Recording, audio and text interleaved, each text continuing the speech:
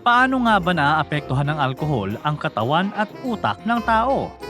Bakit ba pag napasobra ng inom may nagiging English speaking, comedian, storyteller, dramatic actor, pagkatapos may nagsusuka, o kaya naman bigla na lang mahihilata at matutulog? Ano ba ang secret sa likod ng bawat bote ng beer, tequila, gin, vodka, etc. etc. At bakit nga ba sila nakakatanggal ng hiya, nakaka-relax at nakakalimot ng problema? Pero pagkatapos ng saya, bakit kadalasan ang ending nawawala sa sarili, may hangover at may pagsisisi kinabukasan? Ako, tara, pag-usapan na lang natin yan. Halimbawa, isang araw, nakatanggap ka ng text galing sa kaibigan mo. Sa wakas, hindi siya mangungutang, hindi siya magpapa-follow o magpapa-like ng post, at hindi ka rin naalokin sa networking o insurance, kundi nagyaya siya ng night out. At mas natuwa ka pa dahil libre raw niya. Ayos! Kaya walang patumpik-tumpik pa na nag-ayos ka na, nagpabango at pormadong-pormado. Pero promise mo sa sarili mo, hindi ka magpapakalasing para makauwi ka ng safe at maaga. Nang makarating ka sa bar, nakahanda na ang masasarap at nakakatakam na mga inumin, mga beer, cocktail, wine, at spirits tulad ng vodka, gin, tequila, at whiskey. Meron ding mga non-alcoholic drinks tulad ng iced tea, juice, soda, at mocktail para sa mga hindi umiinom ng alak. Nakita mo na ang mga kaibigan mo at nagsimula na ang party! Nagsimula kayong magkwentuhan, life updates hanggang sa mga chismis tungkol sa mga kaibigan nyo na absent. Hindi pwedeng hindi tumagay, kaya bawat alok sa'yo ng cheers o tagay, hindi mo nahihindihan. Nakatatlong shot ka pa lang pero parang may kakaiba ka ng pakiramdam. Parang unti-unti kang nalulunod sa init ng alak. Parang nabibigatan ka na kahit kaunti pa lang ang nainom. Parang may kakaibang init na kumakalat sa buong katawan mo. At ito na ang tinatawag na simula ng pagkalasing, ang early intoxication o pagiging tipsy. Ang umpisa na ng pagbabago sa pakiramdam at pag-iisip mo dahil sa alak. Dahil dyan, tumataas ang confidence mo at nagsisimula ka na ring makapag-share ng mga bagay na dati ay hindi mo naman balak i-open up. Ano nga ba ang nangyari sa katawan natin? Bakit ganun na lamang ang tama ng alak? Ang isang baso ng alak, parang simpleng inumin lang, no? Pero sa likod ng matamis o mapait na lasa, may nangyayaring kakaiba sa loob ng katawan, lalo na sa utak.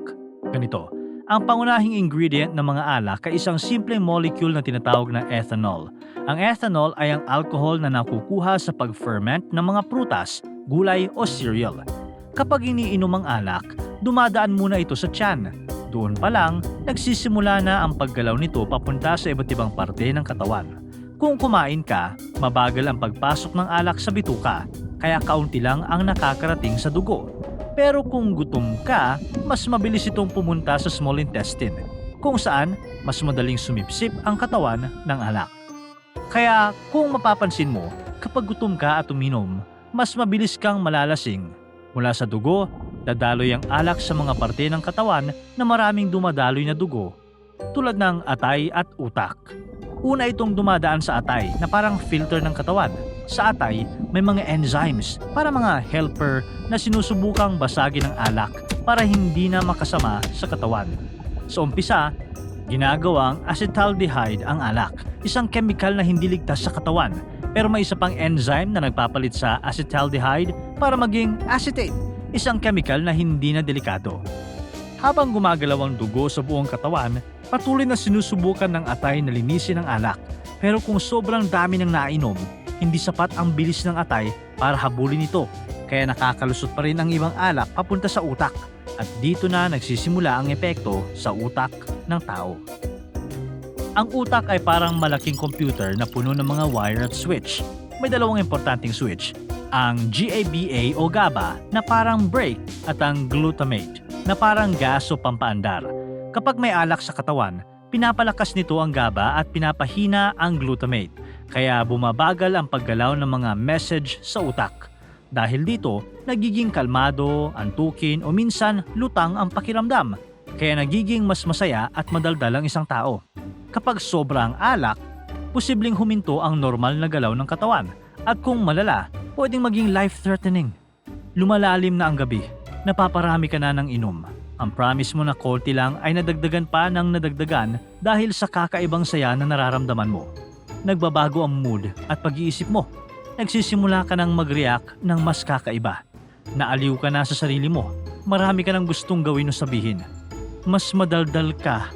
Nare-real talk na ang mga kaibigan mo. Pero don't worry, dahil naiintindihan nila ang hugot mo dahil nalalasing na rin sila. Pero hindi lang yan ang ginagawa ng alak. May maliit na parte sa gitna ng utak na may connection sa nucleus accumbens, ang lugar na responsable sa motivation at kasiyahan ng tao. Kapag may alak, pinapagana nito ang lugar na to para maglabas ng dopamine, isang chemical na nagbibigay ng saya o pleasure. Kaya parang ang saya-saya mo kahit walang dahilan.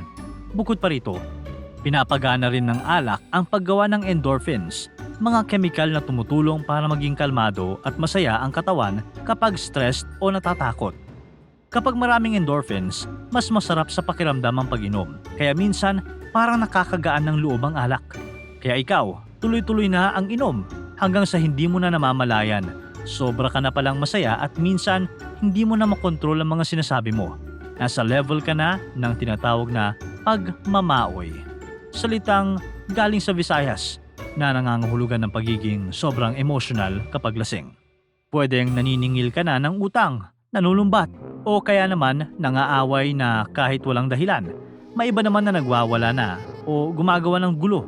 Ay nako, sabi nga ng mga matatanda, ang alak nilalagay sa tiyan, hindi sa ulo. Sa mga panahong ito, babalik-balikan mo rin ang banyo para umihi at sumuka. Nangyayari ang pagsuka dahil pinipilit ng katawan mo na alisin ang sobrang alak na hindi na kaya ng atay. Ito ang paraan ng katawan para protektahan ang sarili laban sa mga kemikal na nakakasama kapag sobra ang nainom. Hanggang sa unti-unti ka nang aantukin at makakatulog na lang kung saan. Pero maaagapan naman ito kung mababawasan na ang alkohol sa katawan mo. Upang bumilis ang pag-alis ng alak, uminom ng maraming tubig para hindi ma-dehydrate. Kumain ng kahit konting madaling tunawin na pagkain at magpahinga sa ligtas at komportableng lugar. Kung nasusuka ka, sumuka sa tamang lugar para mailabas ang sobrang alak sa tiyan mo. Tapos na ang party! Kahit nagmaoy ka, hinatid ka pa rin ng kaibigan mo sa bahay nyo at dun ka na tuluyang nakatulog. Kahit pareho kayo ng ininom ng kaibigan mo, hindi siya sobrang nalasing. Bakit? Hindi kasi pare-pareho ang epekto ng alak sa bawat tao. Isipin mo na may dalawang tao, isang lalaki at isang babae. Pareho silang uminom ng alak. Kumain din sila ng parehong pagkain bago uminom. Pero kahit pareho ang lahat, pwedeng mas mabilis malasing ang babae. Kadalasan, mas mataas ang porsyento ng taba at mas mababa ang tubig sa katawan ng babae kumpara sa lalaki. Dahil dito, mas kaunti ang lugar sa katawan ng babae kung saan pwedeng kumalat ang alak. Kaya mas mabilis tumaas ang blood alcohol concentration o BAC niya. Kaya kahit pareho sila ng nainom, mas mabilis siyang malasing. May iba pang dahilan kung bakit hindi pareho ang epekto ng alak sa bawat tao. Ang ilang katawan, mas mabilis magproseso ng alak kasi mas aktibo ang enzymes nila sa atay. Pero may iba, kulang sa enzymes na kailangan para tunawin ang lason sa alak. Kaya mas mabilis silang malasing o sumama ang pakiramdam kahit konti lang ang nainom nila. Sa pagtulog mo, patuloy ang trabaho ng atay at unti-unti ring nababawasan ang alak sa katawan. Habang bumababa ang level nito, humuhu pa rin ang epekto sa utak. Dito mo na mararamdaman ang pagbalik sa normal o kung minsan hangover. Humanda ka na dahil paggising mo, ilalabas na ng katawan mo ang lahat ng alak. Mahihilo ka, hindi makakatulog na maayos at pwedeng tumagal ito ng ilang oras o kahit buong araw. Depende sa klase ng alak at dami ng nainom mo. Magiging kalbaryo ang pakiramdam mo at dito mo na sasabihing, hindi na ako iinom uli.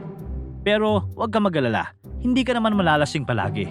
Kapag palagi kang umiinom, natututo ang katawan mo. Mas dumarami ang enzymes ng atay, kaya mas tataas ang tolerance mo sa susunod. Pero hinay-hinay lang ha, kung sobra-sobra naman at tuloy-tuloy ang pag-inom, pwedeng masira ang atay.